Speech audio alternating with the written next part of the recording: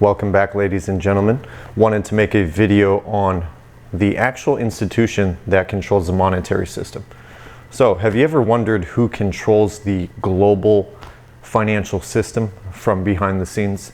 It's not BlackRock and it's not these major banks, okay? The truth is there's an entity that pulls the strings from behind the scenes and controls all global monetary policy, and they're actually dictating the direction of the entire financial system and the world economy.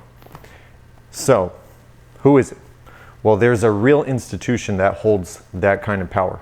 And I just wanted to put the truth out there so that people understand, because there's a misconception around it. Most people know about the Federal Reserve, which is the US central bank. They know about the European Central Bank, and perhaps even the International Monetary Fund, which is the IMF. But behind all of them, there's an institution that actually sits above all of those entities. And it's not in Washington, D.C. It's not the politicians, left or right.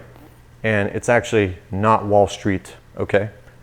It operates from a circular tower in Basel, Switzerland, where the world's most powerful central bankers meet behind closed doors about 6 times a year.